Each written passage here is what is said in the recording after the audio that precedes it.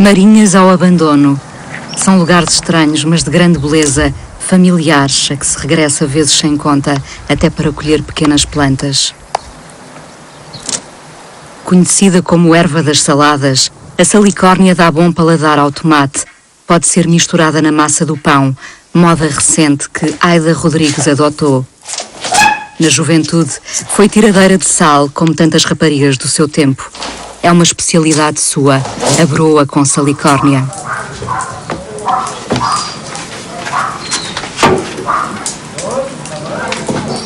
Vai por certo brilhar na festa do sal, marcada para o dia seguinte em Lavos, terra ribeirinha, perto da Figueira da Foz.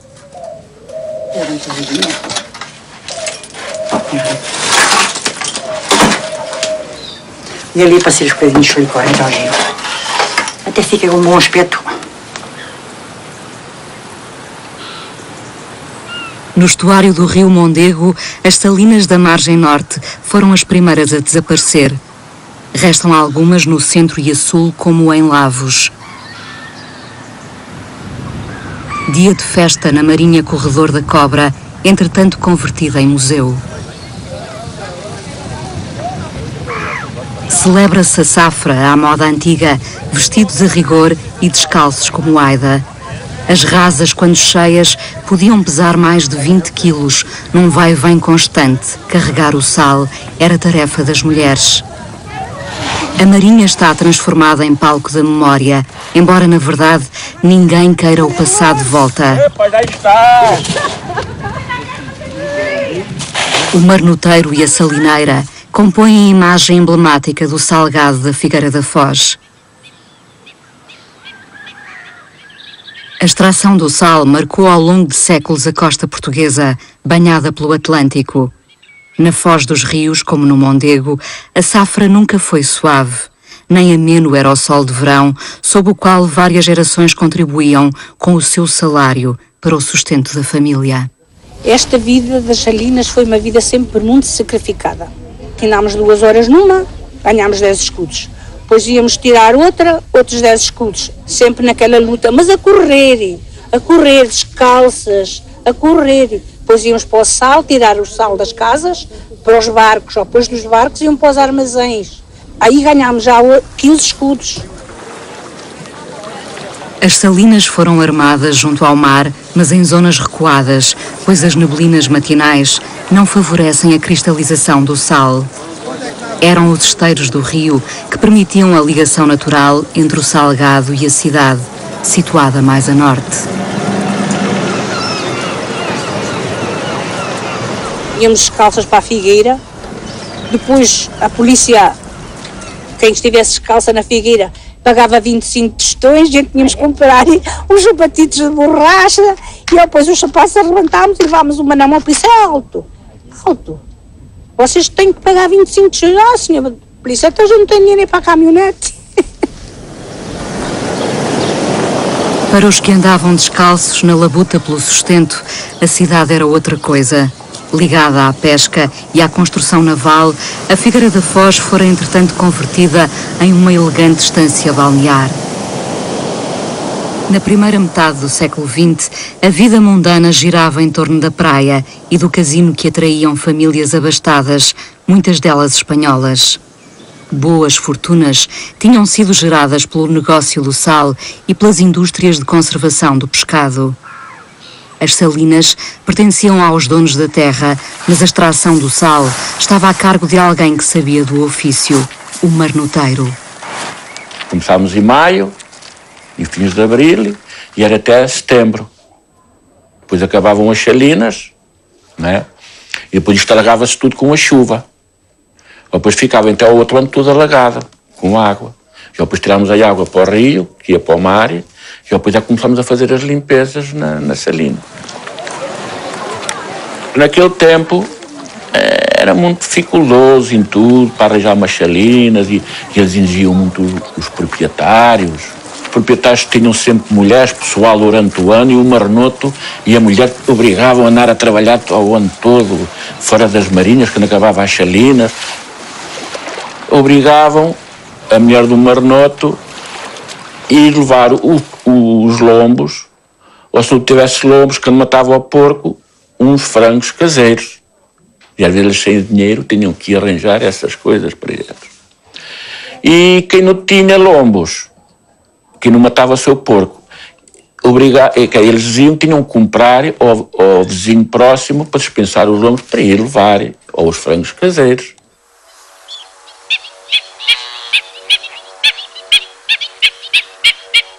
Frequentei sempre o Salgado. Acho que é uma área maravilhosa, é uma coisa que a gente sente-se num paraíso. Só sou o chilrear dos passarinhos. Ando sozinho, sempre sozinho. É um hobby meu, é uma paixão. Tenho um arquivo que filmei a área toda da Figueira de Foz.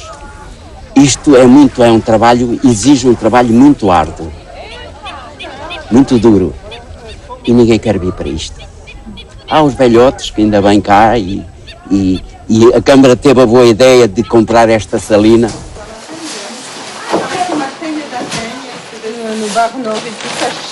Este Museu do Sal apoia muito algumas salinas que ainda existem. Se não fosse este museu já tinham desaparecido mais. Isto era tudo sal, a gente olhávamos, era só montes brancos, mais nada. Íamos em cima da ponte, só via-se montes brancos. Era só sal por todos os cantos e lados.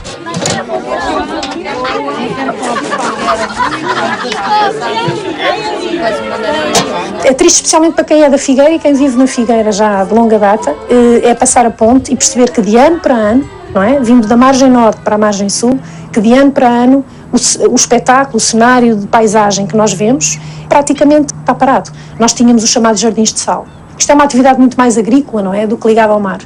E neste momento nós passamos e temos 2, 3 salinas a funcionar.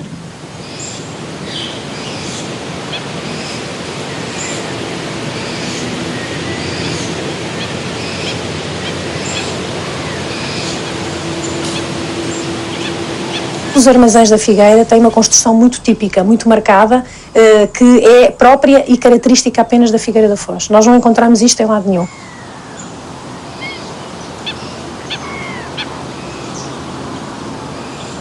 Eram e ainda são, na maior parte dos casos, espaços sociais do marnoto. Portanto, o marnoto, quando regressa à salina, vem muito cedo e, portanto, ele alimenta-se daquilo que consome aqui, pesca, não é? Nomeadamente peixe, dos viveiros, e depois cozinha dentro dos armazéns.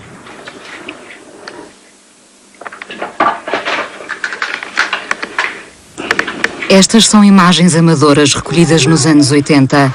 Na altura, ainda se mantinha ativa uma geração experiente de marnoteiros. Chegando a primavera, começavam os trabalhos.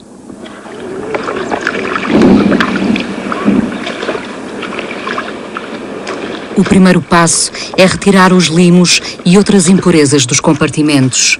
Há uma alfaia em madeira para cada tarefa, como o tamanco útil à reparação dos caneiros. Participam também as mulheres, que tiram e carregam o torrão ou lamas para os muros em redor. No Mondego, tal como no Voga, em Aveiro, o fundo das marinhas não é um tapete vegetal. O solo argiloso é compactado por um círcio.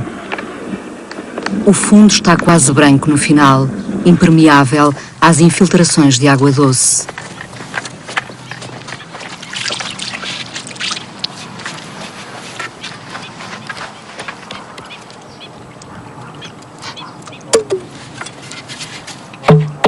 O marnoteiro fabrica a marinha e faz o governo da água roubada ao oceano. Fragmentada em talhos, sertões, cabeceiras, entrebanhos, vasas e em viveiros. Uma paisagem de séculos, trabalhosa, mas tão fácil de destruir.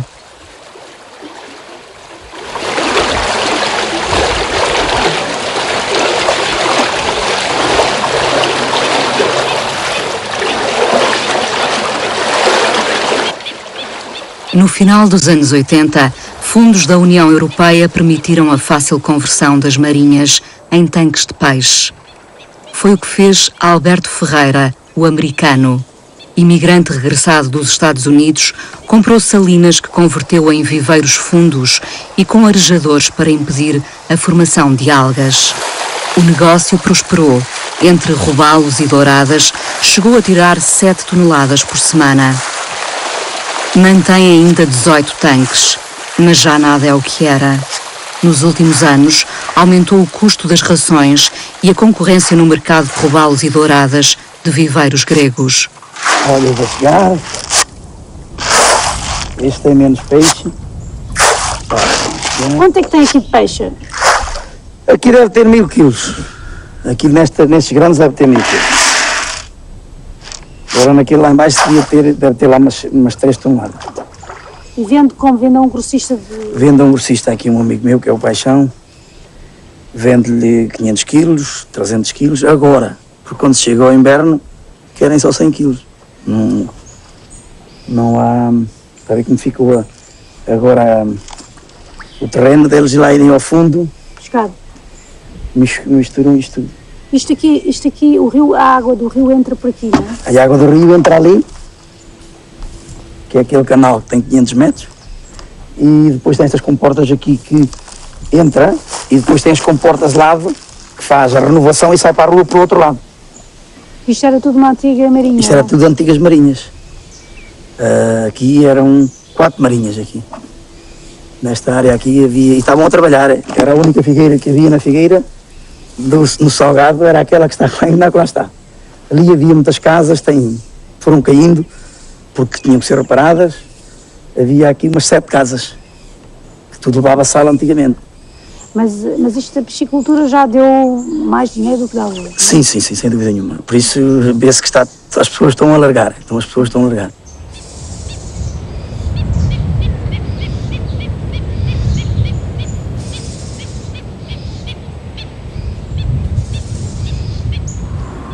No centro do estuário, a Ilha da Morraceira é um cantinho do céu, como se ouve dizer. Isto vale pouco. Uma salina aí de 20 hectares vale 15.000 euros. Dona, a quando comprámos aqui as salinas, este pinheiro tinha só o tamanho de um braço. Há 8 anos. Há 8 anos. Manuel Cardoso é empresário da construção civil no Luxemburgo. Tornou-se em pouco tempo proprietário de 5 salinas recuperadas para produzir sal marinho artesanal. Então, meu amigo gosta de sal, hein?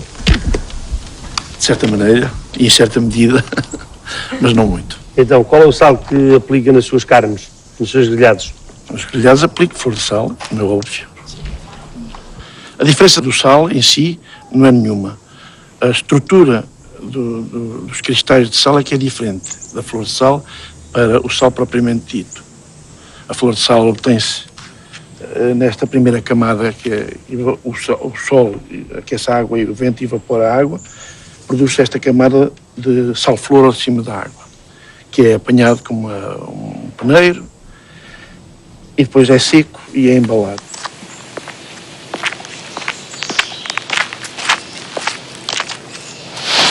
Não sendo fácil arranjar quem queira trabalhar, o problema é com frequência resolvido em família. Rer é a tarefa mais pesada. Consiste em retirar o sal para fora do tabuleiro para a silha, o que Fernando Aranha ainda faz com desenvoltura aos 77 anos.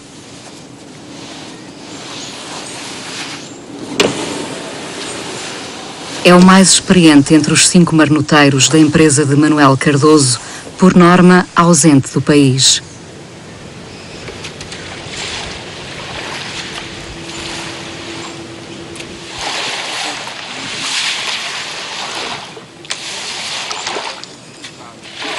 O sal produzido é vendido pelos marnoteiros à empresa, que depois o embala e comercializa. Mas não tem sido fácil escoar as 800 toneladas anuais, apesar da qualidade do sal e do investimento realizado. A madeira é pinho, sim. E ao exterior foi tratada com óleo de peixe. Só obrigatório. com óleo de peixe? Sim, só com óleo de peixe, sim. Para escurecer. Estes barracões enchemos até lá acima, como este está. Quando a produção é grande, temos que os tocar aqui dentro. Uma parte dele foi feita para a Alemanha, onde tivemos muito gelo. Para o Luxemburgo, França, Bélgica. Portanto, destruir o gelo nas estradas, nos passeios, sobretudo mais para os passeios, que isto é um sal mal empregado, realmente, em utilizá-lo para este fim. Mas é melhor utilizá-lo para este fim do que ver alguém com uma perna partida.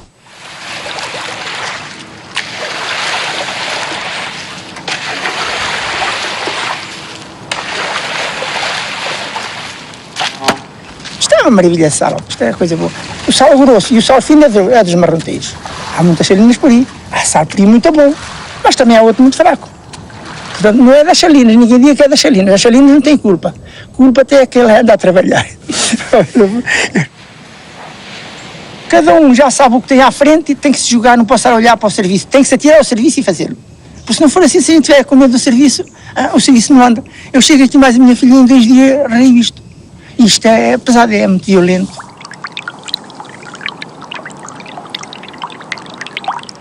Eu comecei com 14 anos. Aos 14 anos andei a trabalhar por moço. Antigamente, cada salina destas tinha um moçozito, assim, um rapazito assim, 14, 15, 18, 19, 20, ajudar o patrão, que eram uns marronteiros que havia antigamente. Depois daí, já estive em Angola. Estive lá 10 anos, deixei lá 700 contos para o governo português e vim sem um tostão nas mãos.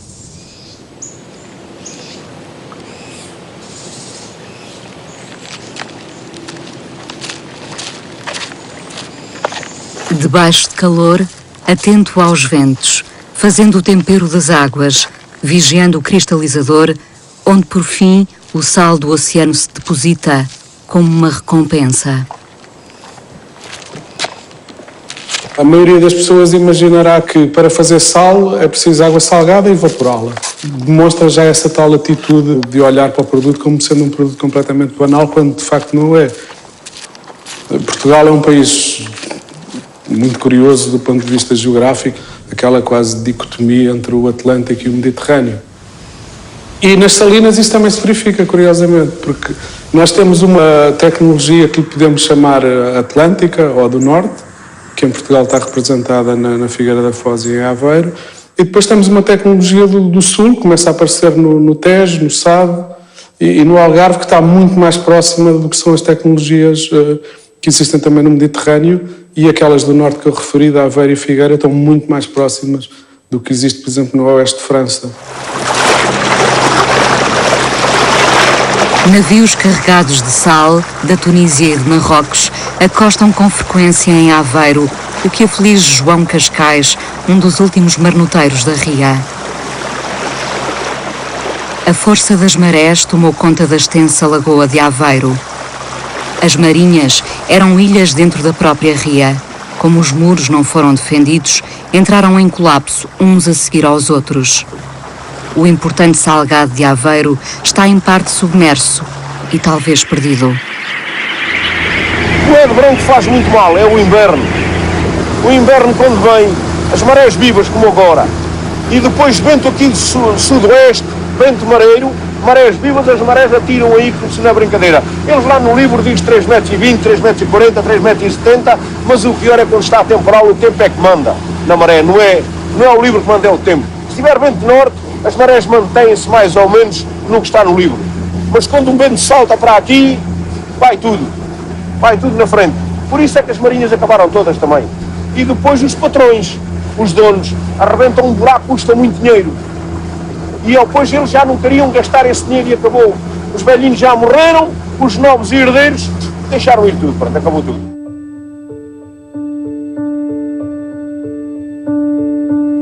As condições naturais do Salgado de Aveiro deram origem a um ecossistema frágil. Na Figueira da Foz, as marinhas, estabelecidas em sapal de nível alto, foram escavadas no solo. Mas em Aveiro, sendo a praia baixa, os marnotos ergueram muros ou motas para delimitar e defender os compartimentos. Na praia-mar eram abertas as comportas ou portões para que a água límpida da maré corresse pela cal e pelo esteiro e alimentasse o viveiro da salina. No emaranhado dos canais, a corrente era por norma fraca, por isso fácil navegar a remos, à vara ou à vela.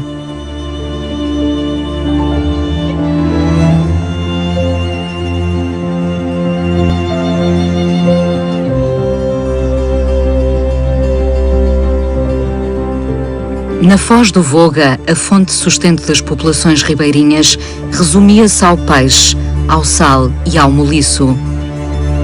As algas da laguna davam abrigo, por exemplo, às tão apreciadas enguias. Ganhava-se um fraco salário, mas muitas gerações retêm do passado a beleza e os recursos naturais da imensa zona alagadiça que se estende de Ovar a norte até Mira, no sul.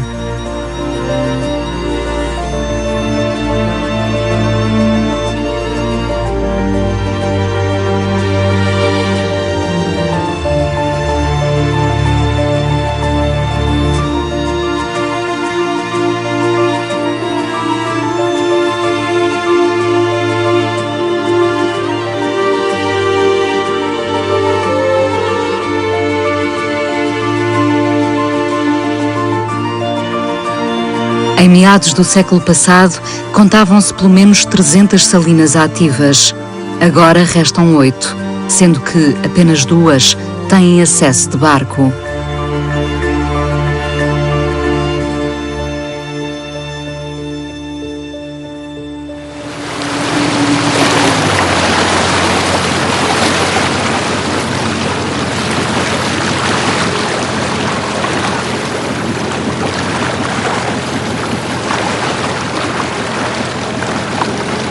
Aqui estamos dentro do esteirinho que se chama uma Folsa de Servidão. Ou seja, este esteirinho só dá acesso à minha salina e era esta que era às 3 andainas. A Marinha 18 dos Caramonetos é explorada por João Cascais, que desta vez trouxe consigo Alexandre, o neto.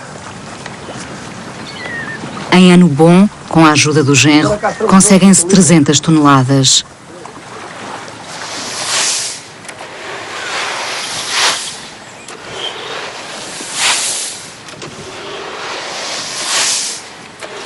Mas mais do resto das nossas salinas, era muito lindo, porque aquilo que nós temos a ver aqui, nós víamos em quantidade grande mesmo. Aqueles dos lados gritavam para a gente falava uns para os outros. Hoje não, hoje atualmente, como eu já aqui andei uma machada de anos, está o Pedro a sofrer agora.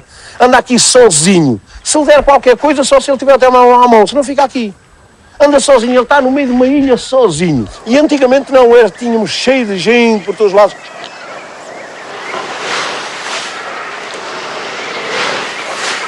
Os marnotos e os moços, muitas vezes contratados na Feira de Março, podiam ser oriundos da Gafanha, Vagos e de Mira, mas também do Alto Douro ou de Trás-os-Montes. Depois de arrastado para o tabuleiro, o sal era armazenado na eira. As pirâmides só seriam tapadas antes das primeiras chuvas. A safra, mais ou menos lucrativa, dependia dos caprichos do tempo, do custo da mão de obra e do valor do sal no mercado. Havia a espuma de sal, o sal grosso e o mais fino, conforme a arte do marnoto e o fim a que se destinava a produção. É que se a gente quiser que ela avive mais um bocadinho, abre a rolha com mais força. A gente quer que ela amacie, abre a água mais devagarinho, para correr mais devagarinho para baixo. Portanto, e o cristal fica mais pequenino. Tanto, mas está mais ou menos numa pedra boa para a gente poder trabalhar com ela, porque se ele fica muito macio, custa muito depois a trabalhar com ele, porque ele esparralha-se todo. Portanto, custa muito. Tanto, e o sal de Aveiro, antigamente para o bacalhau, queria-se quanto mais grandinha fosse a pedra melhor, quando era para salgar o bacalhau lá fora. Portanto, se fosse muito macio já não gostava.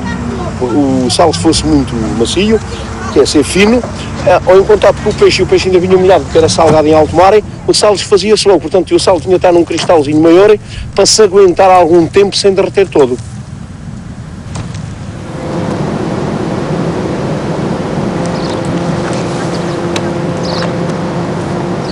O bacalhau não é salgado, não é espalhado numa canja e depois meter sal nele todo, não é. Só leva uma tirinha de sal desde o cachaço até à pontinha do rabo, onde ele é aberto.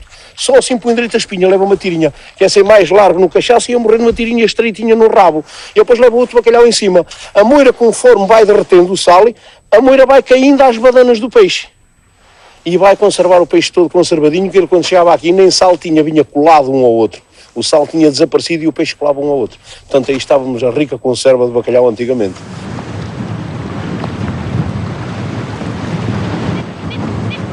Em meados do século XX, a frota bacalhoeira e a indústria química absorviam a produção de Aveiro. Mas nos anos 70, vulgarizou-se a utilização das redes de frio para a conservação dos alimentos. O sal artesanal deixou de ser interessante do ponto de vista económico. Face a tão fraco rendimento para tanta mão de obra, as marinhas foram ficando ao abandono.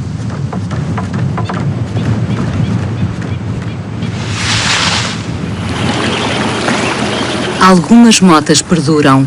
Recorre-se ao entulho e a pneus para suster o impacto da ondulação e das marés.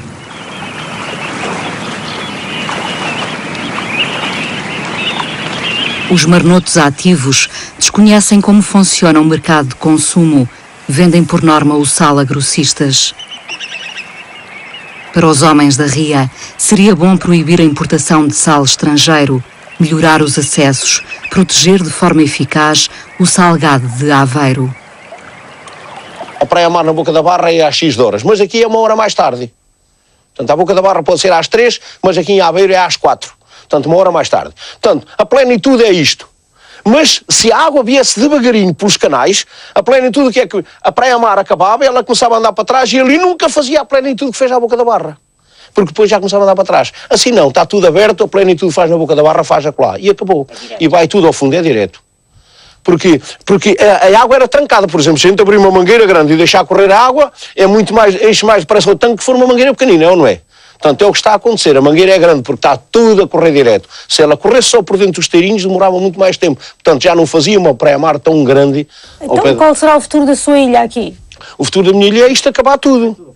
É acabar tudo. É ir ao fundo, depois para É ir tudo ao fundo, fica tudo arrasado isto de água. Entanto que isto já arrasou, mais que uma vez. Ainda há 2 anos arrebentou uma cambeia aí nessa salina que chama as 3 Andainas, arrebentou ali uma cambeia e o dono já veio para tapar. Já tinha acabado, há 2 anos atrás. Eu é que tive que ir ajustar, falei com o senhor, veio aí com uma máquina, levou-me 3.500 euros mais um trator que estava aqui em cima que eu lhe dei, para tapar o buraco naquilo que é dos outros. Para eu poder trabalhar na minha salina, porque senão também já tinha acabado.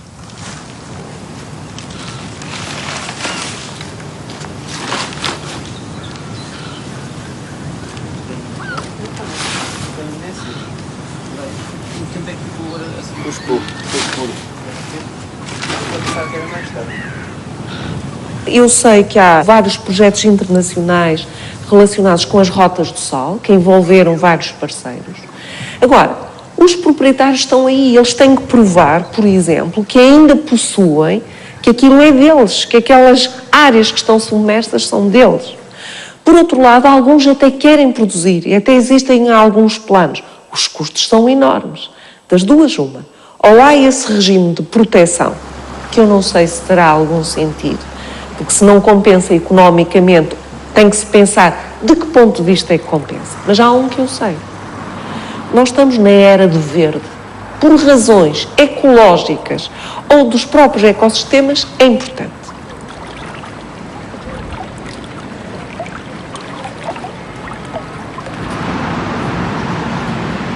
Nós podíamos começar deste mosteiro. Parte das freiras que aqui estavam eram proprietários de sal. Estavam aqui enclausuradas, mas eram proprietários e geriam os negócios e venderam. Portanto, era possível fazer algo que até permitisse ver o todo da cidade. Mas aquela zona que está ali, que é o jardim, eram marinhas. Que foram aquele canal que vai ao mercado de peixe só foi construído no século XVIII. Tudo, para quê? Para levar, cá está, o peixe até ao mercado, e ali ao lado eram marinhas de sal, existem desenhos que mostram isso tudo. Portanto, a cidade foi conquistando espaço. Desde o século XII, XIII, XIV, XV, a pesca era fundamental e alimentava uma das zonas mais densas da Europa, que é a zona da Flandres, toda aquela zona. Mas, entretanto, o sal é escasso. E o sal era produzido, era subido por evaporação. Imagine a quantidade de lenha que era preciso pôr a arder para conseguir em tinas ou em construções na areia fazer evaporar a água para obter o sal. Muito caro e dilapidava aquilo que era essencial para outros objetivos no norte da Europa, a construção civil, a construção naval, etc.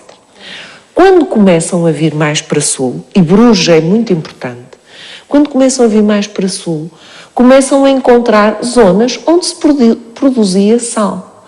Um sal diferente, um sal de mar, evaporado à beira-mar, porque estava na proximidade, estuários de rios, porque essa é uma das condições, e começam a ver que é um sal muito mais barato. Eles estão a vir pelo norte, depois começam a encontrar salinas que existiram em Portugal, no Entre o Douro e Minho, até ali à zona de Lessa, Matosinhos, mas Aveiro é que se posiciona com condições excelentes de produção de sal.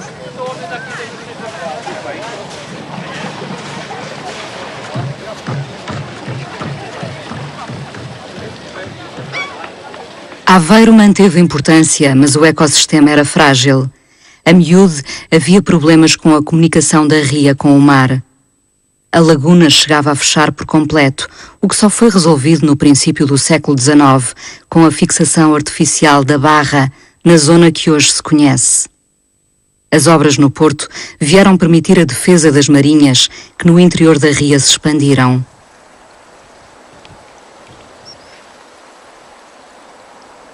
O tempo áureo do comércio com o norte da Europa tinha, no entanto, acabado. Na época de repouso, agentes da ria produziam nos viveiros enguias, tainhas, robalo, ameijoa. No peixe e no moliço, encontraram forma de fazer face às crises salícolas. As obras na barra atraíram outros investidores. Quem vai produzir sal, imagine, são os engenheiros, os mercadores, os estrangeiros que acreditam e vão comprar salinas ali mais próxima do porto. E acreditam, e até num primeiro momento é que até se produz sal. E até no século XIX se vai produzindo sal. Mas não tem mais nada a ver com o que eram os períodos anteriores. Produz-se.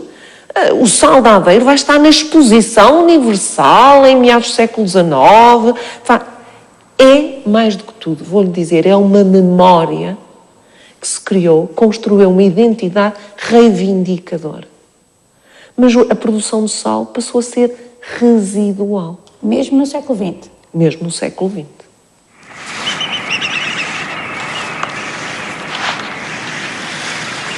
Hoje há quem queira aprender a arte de fazer sal e flor de sal. O projeto decorre na Ilha dos Puxadoiros, situada na zona norte do Salgado. Os candidatos aprenderam a usar as alfaias próprias da profissão, a bolir, a rer, a governar as águas e, numa fase anterior, a limpar e a preparar a marinha.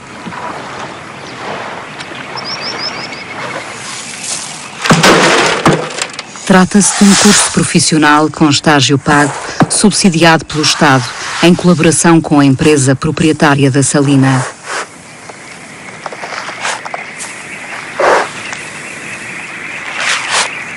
A Ilha dos Puxadoiros só é acessível por barco.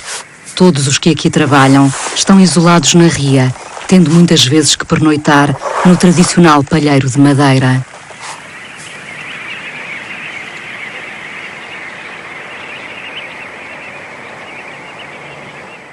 Gosto de estar a criar laços com a tradição e cultura da cidade. Também é uma das principais razões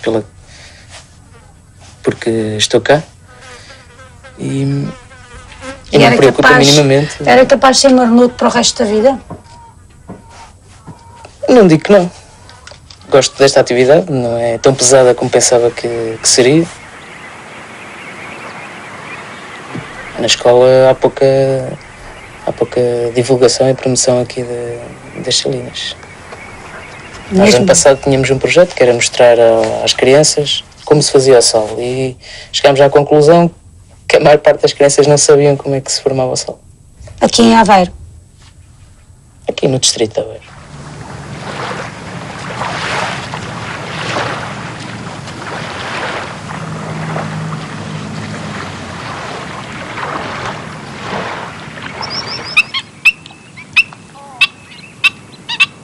Nós pensámos que iríamos ter o conjunto de salinas a funcionar como tínhamos, por exemplo, nos anos 50 ou nos anos 60 é impensável, porque as necessidades do mercado não serão tão grandes e, por outro lado, até esses próprios locais, muitos deles estão irreversivelmente destruídos.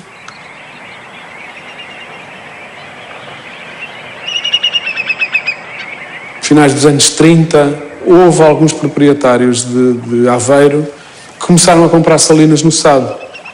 E ao comprar as salinas do Sado, eles modificaram a tecnologia, ou seja, utilizaram o seu traçado naquelas salinas. E então, no Salgado do Sado, passou a haver dois tipos de marinhas, umas que eram as salinas de Setúbal, as chamadas salinas de Setúbal, e outras que se diziam à moda de Aveiro. Havia uma espécie de migração interna, anualmente, durante 6 meses, contratavam os marnotos, as pessoas do sal, que vinham de Aveiro para o Salgado de Setúbal e de Alcácer, e ali cultivavam as marinhas em condições extremamente difíceis, porque nem sequer água tinham.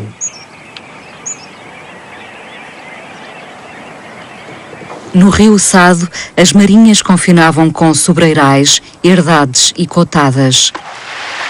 Estendiam-se por 40 quilómetros para o interior, havendo 2 grupos, as salinas de Setúbal e as de Alcácer do Sal.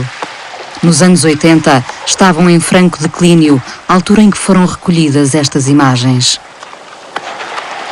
A tecnologia era mais simplificada, favorecida pelo clima em geral muito quente e seco no verão. Faziam-se 3 colheitas ao ano apenas. Um casco vegetal cobria o fundo dos cristalizadores, o que permitia obter sal mais limpo. A expansão dos arrozais, mais tarde o interesse pela piscicultura, puseram fim ao sal tradicional de Setúbal. O estuário foi, todavia, o maior centro produtor do reino no século XVII e em diante, tendo suplantado Aveiro. O barco tradicional era o galeão do sal. À vela subia o Sado, onde terra adentro e longe do mar, as marinhas produziam um condimento tão precioso como a pimenta ou o açúcar.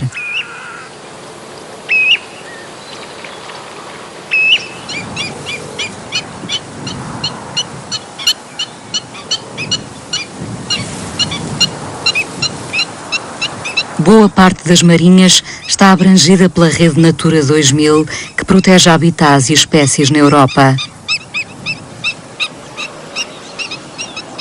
Os salgados são santuários naturais, se forem conservados. Mas em Portugal predomina a pequena propriedade. Outro entrave está na grande pressão urbanística sobre a orla marítima.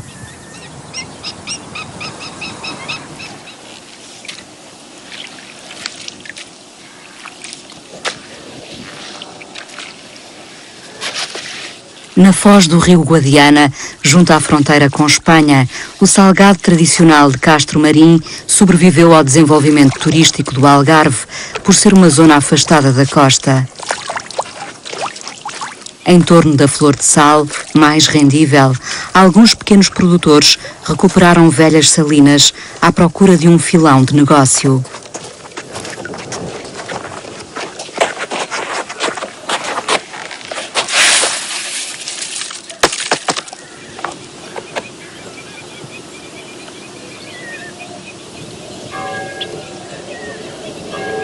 A região algarvia tem dado o exemplo na renovação do salgado, mas importante do ponto de vista económico é o sal marinho industrial. Parte dele é preparado para o consumo corrente nesta empresa centenária, em Olhão.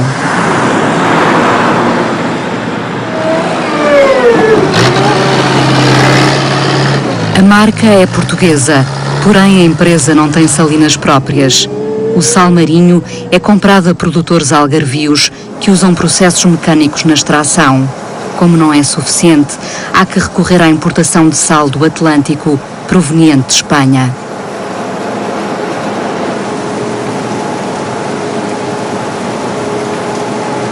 Lavado, seco e peneirado antes de ser embalado e enviado para a prateleira do supermercado. A indústria vende o quilo a 15 cêntimos.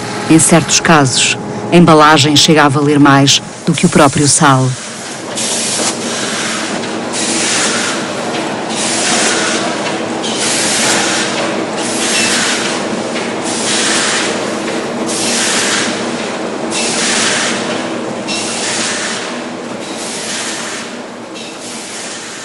A questão do preço é crucial para o consumidor. Sal é sal. País de marinhas, onde se valoriza pouco a origem, a forma como é produzido ou mesmo apresentado o sal.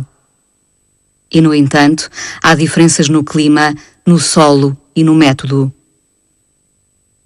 Em Portugal está registada uma única certificação DOP, a Denominação de Origem de Tavira. Nós, quando vemos que outros acham interessante utilizar o nome Tavira para sal e conseguem vender mais sal porque diz lá Tavira, nós temos que garantir isso para nós, não é? Por isso, de certa forma... Mas só há essa, não é?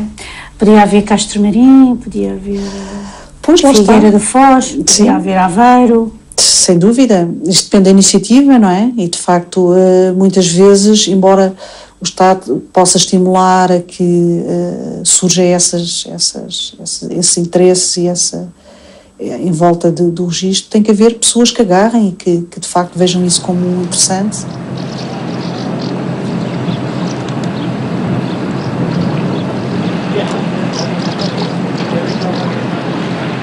A designação de flor de sal entrou no léxico há relativamente pouco tempo.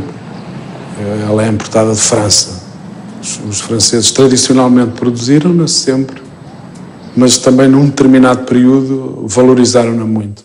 E, portanto, tiveram uma estratégia de valorização do produto através de grandes cozinheiros, através dos opinion makers, como se costuma dizer, que fomentaram isso, e eles souberam trabalhar muito bem, de facto.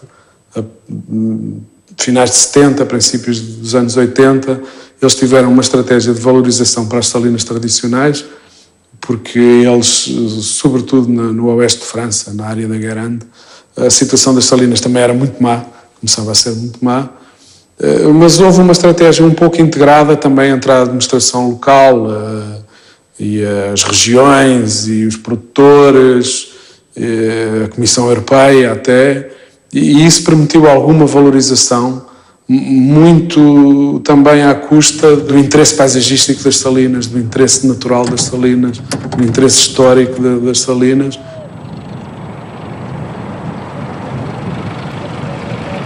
Em Tavira, a safra começa muitas vezes em junho. O dono da marinha pertence a uma família de salineiros. Conseguiu ultrapassar os entraves burocráticos e registar a DOP em nome individual. Uma pessoa cuja família tenha continuado a fazer sal ou qualquer outro produto ao fim de centenas de anos pode pedir uma denominação de origem protegida. E até isso me pretendiam escamotear por falta de conhecimentos e por incompetência dos funcionários com quem tive que lutar. E conseguiam ganhar a guerra. No princípio fiz de uma maneira, depois disseram para fazer de outra e depois vieram pedir para voltar a fazer como eu tinha feito, porque eu conhecia perfeitamente as normas europeias para se poder pedir uma DOP e quais as condições a que as DOPs oferecem. Portanto, eu devo concluir que é muito difícil conseguir essa certificação. O mais difícil talvez não seja o conseguir a certificação, é lutar contra a máfia que está instalada. Esse esforço todo é em nome de quê? De mim próprio. E do meu nome e da minha família e dos meus trabalhadores, que é com quem eu tenho que contar. E acha que o consumidor português dá valor ao DOP e às denominações de origem? Não, minha senhora, porque infelizmente, e em Portugal ainda pior, a maior parte das pessoas tem que se limitar a pensar com o estômago, porque a carteira está vazia.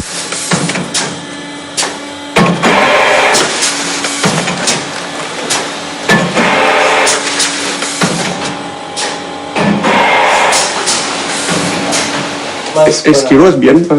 Non, un kilo. Ouais, à 7 €. De Tavira, parce que pour moi, c'est le meilleur d'Europe. Oui. Oui. On va à Guérande, en France, et à côté, je viens depuis des années, j'ai une maison ici, et j'achète ce sel parce qu'il est extraordinaire. Mais pourquoi? Quelle est la qualité qui est exceptionnelle. Oui. Ouais. Et Guérande est très fameux. Ah non, non.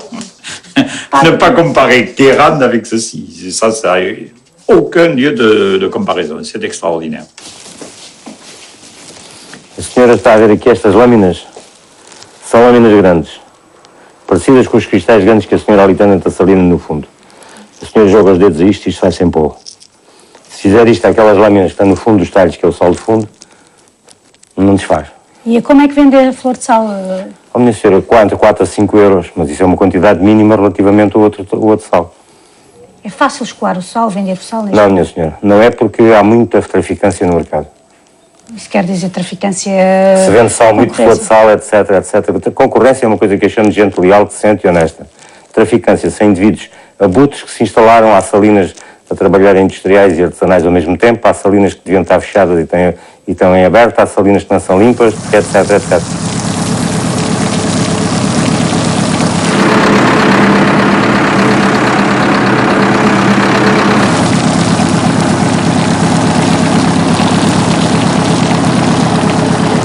Il y a des salines qui sont à 100 mètres des égouts qui sont pas tapés.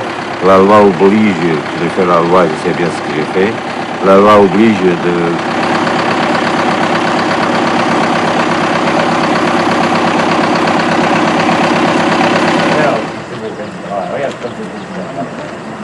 O sal tem pouco valor comercial e ainda por cima há sal a ser vendido que é muito barato e o nosso sal não é propriamente barato, mas é de qualidade e é complicado porque o transporte muitas vezes para o sal é mais caro que o próprio sal e as pessoas não estão a pensar a pagar por isso.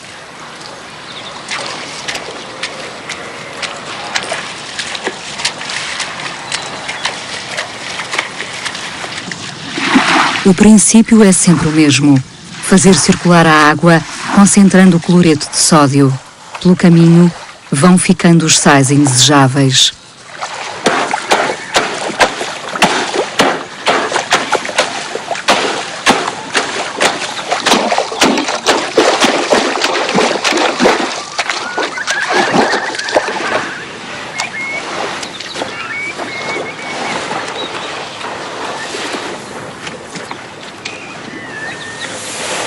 Pode ser comido logo. É uma das 4 ou 5 colheitas que se pode fazer num ano. Porque isto é um sistema rotativo, começou-se lá abaixo de a estrada, na parte mais alta da salina, e agora vai-se continuando. Esta semana deve-se acabar esta ali, começa-se amanhã ou talvez esta tarde ainda já a cartar além sal para ir pôr. Talvez esta tarde seja o mais certo começar a cartar já sal, pôr armazém para guardar o que está recolhido, que a despesa está feita. Agora há que guardar a comida.